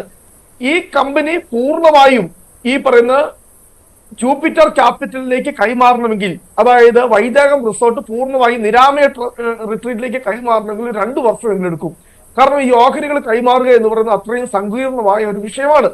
അതുകൊണ്ട് ഞങ്ങൾ ഇപ്പോൾ ഈ കമ്പനിയുടെ മേൽനോട്ടം, നടത്തിപ്പ് തുടങ്ങിയ കാര്യങ്ങൾ മാത്രമാണ് ഞങ്ങൾ കൈമാറുന്നത്. ബാക്കി കാര്യങ്ങൾ അതിനുശേഷം ഞങ്ങൾ കൈമാറുമെന്ന് വളരെ കൃത്യമായി തന്നെ. ഇതിന് ഈ ഓഹരിയൊക്കെ കൃത്യമായി തന്നെ പറഞ്ഞാൽ കൃത്യമായി പറയാം. PK ഇന്ദിരയ്ക്കുള്ള ഓഹരി 81.99 ലക്ഷത്തിന്റെ ഓഹരി, ജെയ്സന്റെ ഓഹരി 10 ലക്ഷം രൂപയുടെ ഓഹരി. ഈ കമ്പനികൾ കൈമാറുമ്പോൾ PK ജെയ്സൺ ആരായിരുന്നു? ഈ പറയുന്ന Vaidekam റിസോർട്ടിന്റെ ഉടമസ്ഥനായിട്ടുള്ള Kannur ayurvedic medical care, അതിന്റെ MD ആണ് ആര്? ഞാൻ ഈ പറഞ്ഞ ഈ ജെയ്സൺ എന്ന് പറഞ്ഞ ആരാ? EP ജയരാജന്റെ മകനാണ്. പിന്നെ ഇവിടെ ഒരു കാര്യമുണ്ട്, പ്രിന്റു ഇവിടെ പറയുണ്ടായി, വളരെ സുതാര്യമായി സത്യസന്ധമായി സാമൂഹ്യ പ്രവർത്തനം നടത്തുന്ന ആളാണ്, അല്ലെങ്കിൽ ബിസിനസ് നടത്തുന്ന ആളാണ് ഈ പറയുന്ന രാജീവ് ചന്ദ്രശേഖർ. ഞാൻ വളരെ കൃത്യമായി പറയട്ടെ, ഈ എന്തുകൊണ്ടാണ് ഈ പറയുന്ന വൈദേകം റിസോർട്ട് കൈമാറിയത്? ബിസിനസ് ഡീലിനെ കുറിച്ച് പറയുമ്പോൾ ഇത് ഏറ്റവും വലിയ ഡീലാണ് ഈ ഡീൽ എന്ന് പറയുന്നത്. കാരണം എന്താണെന്നറിയോ? എത്ര ഗുരുതരമായ ആരോപണങ്ങളാണ് അറിയാമോ ഈ പറയുന്ന കമ്പനിക്കെതിരെ, വൈദേകം റിസോർട്ടിനെതിരെ ഉയർന്നത്? കാരണം അവിടെ 10 ഏക്കറാണ് അവിടുത്തെ കുന്ന് ഇടിച്ചു നടത്തി. അതായത് CPM-ന്റെ ശക്തി കേന്ദ്രമാണ് ആ സ്ഥലം എന്ന് പറയുന്നത്. പൊറാണിയിലെ വെള്ളീക്കിലിൽ പാലോക്കുന്ന് എന്ന് പറയുന്ന സ്ഥലം 10 ഏക്കർ. അവിടെ ഏറ്റവും ഈ മൊത്തം പാരിസ്ഥിതിക നിയമങ്ങൾ, മൊത്തം തണ്ണീർത്തട നിയമങ്ങൾ, എല്ലാ നിയമങ്ങളും ലംഘിച്ചുകൊണ്ട്, മുഴുവൻ പരിസ്ഥിതി നിയമങ്ങൾ ലംഘിച്ചുകൊണ്ട് ഈ പറയുന്ന റിസോർട്ടിനെതിരെ, വൈദേക റിസോർട്ടിനെതിരെ ആദ്യം പരാതിയുമായിട്ട് വന്ന ആരാന്നറിയാവോ? ആദ്യം പരാതിയുമായിട്ട് വന്നത് ശാസ്ത്ര സാഹിത്യ പരിഷത്ത്. ആരാ ശാസ്ത്ര സാഹിത്യ പരിഷത്ത്? ശാസ്ത്ര സാഹിത്യ പരിഷത്തിനെ നിയന്ത്രിക്കുന്നവരാ CPM ബുദ്ധിജീവികളുടെ സംഘടനയാണ് ശാസ്ത്ര സാഹിത്യ പരിഷത്ത് എന്ന് ഈ നാട്ടിലുള്ള ആളുകൾക്ക് മൊത്തം അറിയാം. ആ ശാസ്ത്ര സാഹിത്യ പരിഷത്താണ് കണ്ണൂർ ജില്ലാ കളക്ടർക്ക് പരാതി കൊടുത്തത്. കണ്ണൂർ ജില്ലാ കളക്ടർ ഈ പരാതി പ്രഥമ ദൃഷ്ട്യാ കഴമ്പുണ്ട് എന്ന് ബോധ്യപ്പെട്ട് ഇതിന് ജിയോളജി വകുപ്പിന് തുടരന്വേഷണത്തിന് ഉത്തരവിട്ടു. ആ അന്വേഷണം അട്ടിമറിച്ചു. ഇത്രയും നിയമങ്ങൾ ലംഘിച്ച്, പരിസ്ഥിതി നിയമങ്ങൾ ലംഘിച്ച് തുടങ്ങിയ ഈ റിസോർട്ടിന് അനുമതി നൽകിയത് CPM മാത്രം ഭരിക്കുന്ന, CPM-ന് മാത്രം അംഗങ്ങളുള്ള ആന്തൂർ നഗരസഭയാണ്. അന്തൂർ നഗരസഭയുമായി ബന്ധപ്പെട്ട് മുമ്പുള്ള വിവാദം ഇതൊക്കെ ഇനി ഈ പറയുന്നുണ്ടാ ഈ പി ജയരാജന്റെ കുടുംബാംഗങ്ങൾ ഈ പറയുന്ന ഈ ജൂപ്പിറ്റർ ക്യാപിറ്റലിന്റെ ഇരാമേ റിട്രീറ്റിന്റെ MD-യുമായിട്ട് ഉൾപ്പെടെ നിൽക്കുന്ന ഫോട്ടോകൾ ഇതൊക്കെ എല്ലാം പബ്ലിക് ഡൊമൈനിലുണ്ട്. ഒരു രേഖയും ഇനി പുറത്തു വരേണ്ടതില്ല. എല്ലാ സുതാര്യം ഞാൻ വെല്ലുവിളിക്കുന്നു EP ജയരാജൻ ഉൾപ്പെടെ CPM-ന് വേണ്ടി വക്കാലത്തെടുത്ത ആളുകളെ വെല്ലുവിളിക്കുന്നു. നിങ്ങൾ കേസ് കൊടുക്ക്. നിങ്ങൾ കേസ് കൊടുക്കില്ല. കാരണം എന്താണെന്നറിയോ, ഇവിടെ ഡീൽ വളരെ വ്യക്തമാണ്. ഇവിടെ ഡീലില്ല എന്നൊന്നും BJP നേതാവ് പറയണ്ട. ഇന്ത്യയുടെ പ്രധാനമന്ത്രി തൃശ്ശൂർ വന്ന് പറഞ്ഞത് ഏത് ഓഫീസ് കേന്ദ്രീകരിച്ചാണ് ഇവിടെ കള്ളക്കടത്ത് നടന്നത് എന്ന് മുഴുവൻ ആളുകൾക്ക് അറിയാമെങ്കിൽ ഒന്നാമത് ഇത് അറിയേണ്ട ആൾ ഇന്ത്യൻ പ്രധാനമന്ത്രിയാണ്. എന്തുകൊണ്ട് ഇന്ത്യൻ പ്രധാനമന്ത്രിക്ക് ഇതിനെക്കുറിച്ച് വിവരമുണ്ടായിട്ട് 5 കേന്ദ്ര അന്വേഷണ ഏജൻസി ഒരേ സമയം അന്വേഷണം നടത്തിയിട്ട് ഈ കേരളത്തിൽ ഇത്രയും വലിയ കള്ളക്കടത്ത് കേന്ദ്രീകരിച്ച് നടന്ന ഓഫീസ് കേന്ദ്രീകരിച്ച് നടന്നിട്ട് ഒരു നടപടി എടുക്കാത്തത് എന്തുകൊണ്ട്? ശിവശങ്കരൻ പിന്നെ ഉണ്ണിയപ്പ കച്ചവടത്തിലാണ് അതിനപ്പുറത്തേക്ക് അന്വേഷണം പോയി. ഇഡി സുപ്രീം കോടതി കൊടുത്ത അഫിഡേവിറ്റ് ഉണ്ട്, ഞാൻ അയച്ചു തരാം.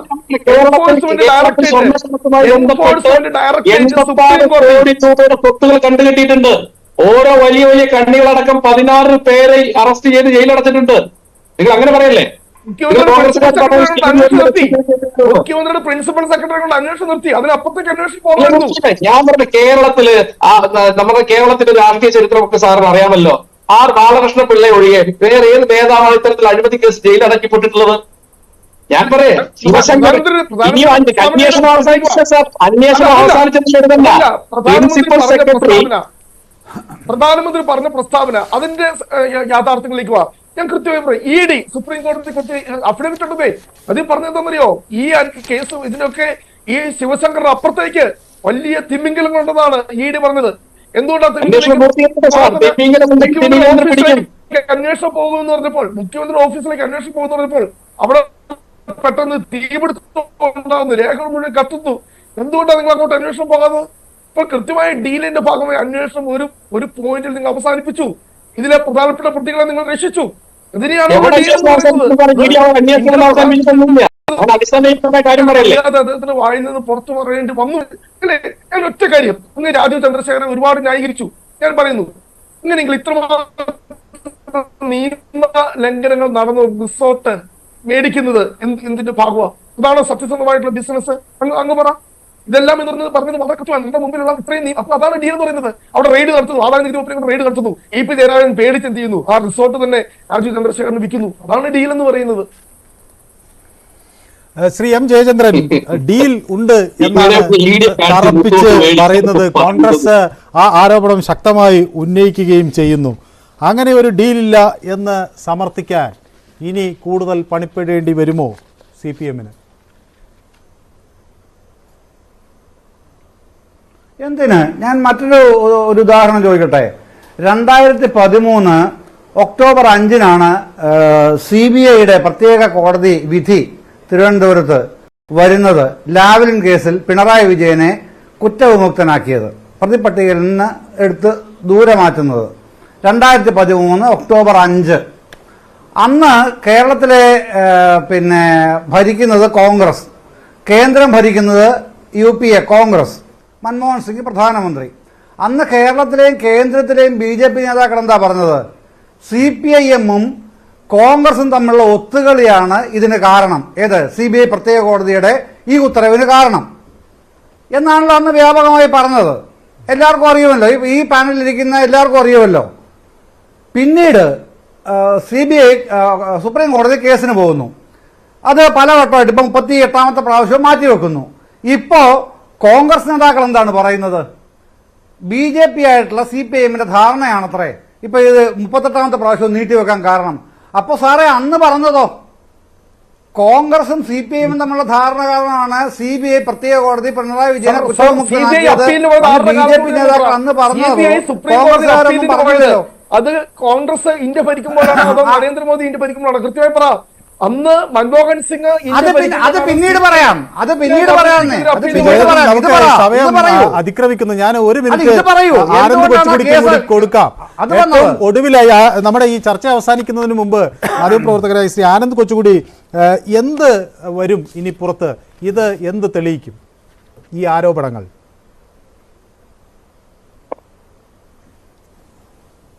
അല്ല, ഈ ആരോപണങ്ങളൊക്കെ ഈ ഇതുപോലെയുള്ള തെരഞ്ഞെടുപ്പ് ഘട്ടത്തിൽ ന്യായമായിട്ടും സാധാരണ നിലയ്ക്ക് വരുന്നതാണ്. എല്ലാ തെരഞ്ഞെടുപ്പുകളുടെ മുന്നോടിയായിട്ടും ഇതുപോലെയുള്ള ആരോപണങ്ങൾ വരാറുണ്ട്.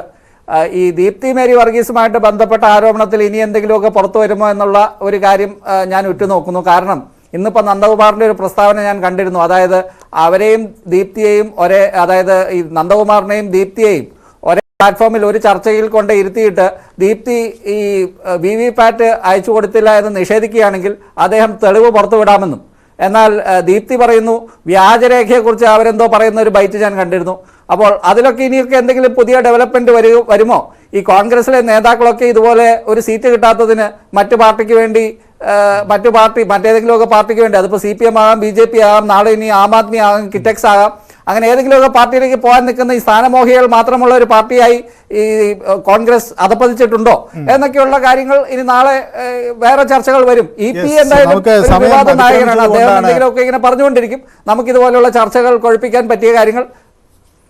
സമയം അതിക്രമിച്ചത് കൊണ്ടാണ് ഞാൻ വളരെ നന്ദി ശ്രീ M ജയചന്ദ്രൻ, ശ്രീ റോണി കെ ബേബി, ഒപ്പം തന്നെ ആനന്ദ് കൊച്ചുകുടി, ഒപ്പം BJP വക്താവ് പ്രിൻറ്റു മഹാദേവ്. ഈ വിഷയം ഞങ്ങൾ യൂട്യൂബിലും ചർച്ചയ്ക്ക് വെച്ചിരുന്നു. EP ജയരാജനെതിരായ കോൺഗ്രസ് ആരോപണം വിശ്വസനീയമോ എന്നായിരുന്നു ചോദ്യം.